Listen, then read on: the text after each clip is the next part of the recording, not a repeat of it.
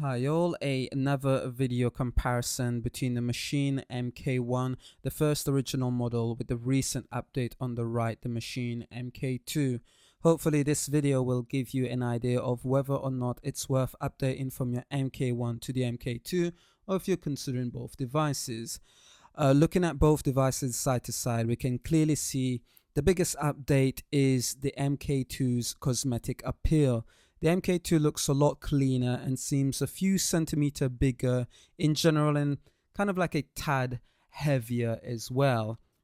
Side to side, you can tell just how slightly high the MK2 is, by just a few centimeters, nothing majorly that big.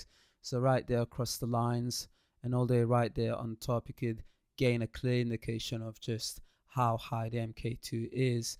And right there on the bottom as well, slight little height being adjusted towards it. It does feel kind of like a tad heavier as well. Look at the side to side of both machines. They've got that similar sort of like design by the side, curve down, going up. It's the same thing on the original machine as well, for the exception of that little bulkiness and the height added. At the back of the both devices, on the original machine, you've got your Kensington lock on the right side, where on the MK2 you would have it right in the center. The USB is to your right, and it's been sort of like tucked in, which makes it a lot more secure. And you've got your MIDI ins and outs to the right side on the MK2. Original machine has the USB right in the center. Again, it's sticking out, so it's not as secure as the MK2. And then on the left, you've got your MIDI ins and outs of the original machine. At the back of the device, similar. The rubber padding at the back, to me, feels exactly the same on both devices. Supposedly it's supposed to be a lot better on the MK2, where it would make your machine device a lot more secure on your workstation if you're going out around DJing or producing in the studio. The overall build quality on the MK1 feels a lot more plasticky,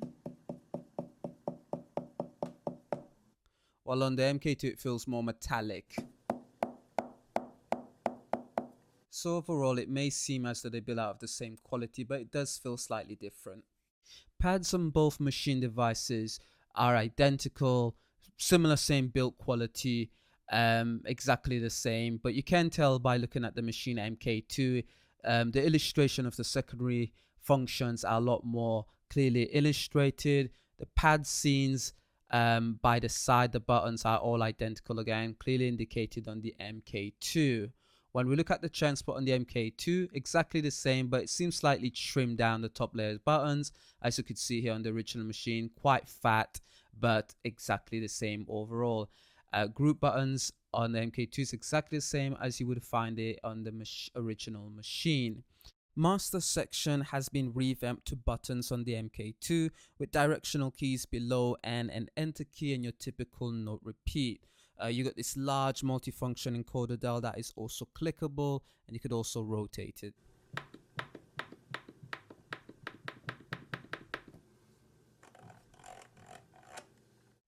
The master section on the MK1, you would have dedicated encoders for your volume, your tempo and pitch, your time and swing, and plus it just had a simple note repeat and a secondary tap tempo. What's great about that multifunction encoder on the MK2 is you can use it to be able to just easily scroll through your various kits and make a form of selection by just pressing enter on top of it and playing the sounds.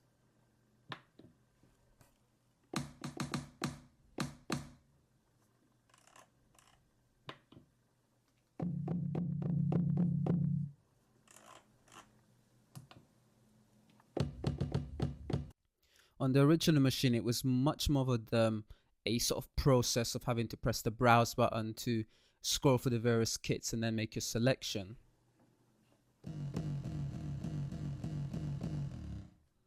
In order to go through your various kits and load the next one, you would use the encoders just below to find your various track. You would either press load to load that track upon the pad, or you would press the next button.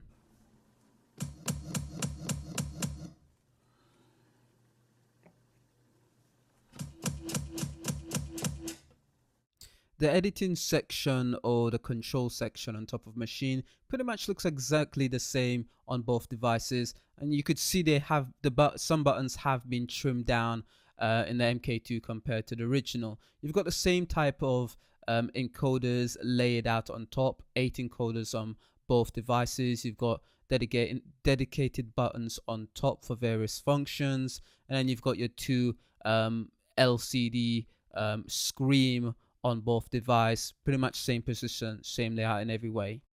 Knobs on both devices do feel slightly different. When the MK2 it's a bit more solid, but both are great quality and will both last for quite a fairly long time. It's just it looks a lot more better on the MK2 in regards to designs. Buttons has this nice click to them on the MK2, gives you the sense of how solid these are.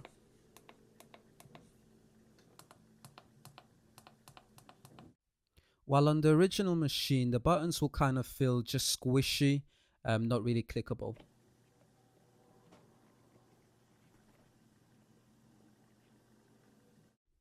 A huge update in my opinion is the LCD display on the Maschine MK2. The screen have been inverted from the white on the original, which on some occasion wasn't so clear in various conditions. It's now so much better to look at in any condition. It also looks as though Native Instrument has possibly done the LCD completely new, as there is indication of a different kind of material. Looking at the original machine, you could see right there the white sort of like display on the LCD, and then you've got sort of like the blurriness of the information right there on your screen. Again, if you have a good feel, the material does feel different compared to what you currently have on the Maschine MK2. Side to side, looking at both devices, you can clearly see how a lot more crisp and clear it is to read the information on the Maschine LCD MK2. Giving you a quick demo of how the original machine will look like once powered on via the USB. It comes in two types of various LED colors, one being an orange and the other being sort of like a highlighted blue. On the Maschine MK2, you've got a vast amount of multi-colors where they're not so bright but quite fairly mellow and look very nice. The 16 pads on both feel the same, but on the MK2 it's a lot more sensitive and responsive, making it easy to gain various velocity levels.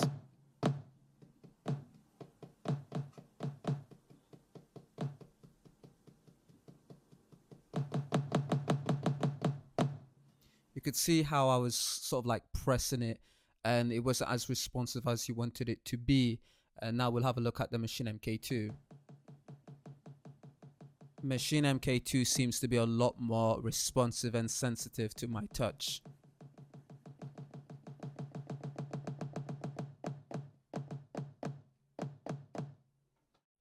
Just gonna give you a quick demo of both controllers playing the same kits at the same time.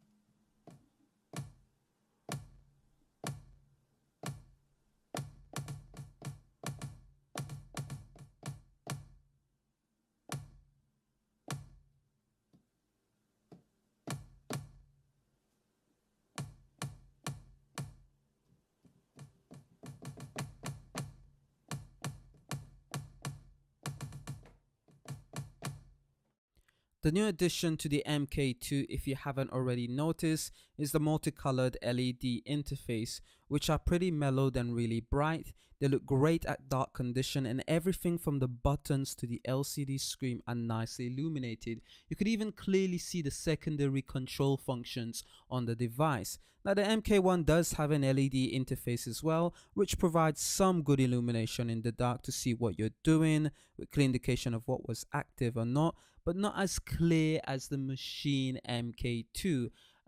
Right here we can see the LCD screen. It's good enough as it is, but again, on certain occasions it's not that easy to read. And you can see that on the pads you can hardly see the secondary functions and controls compared to the MK2.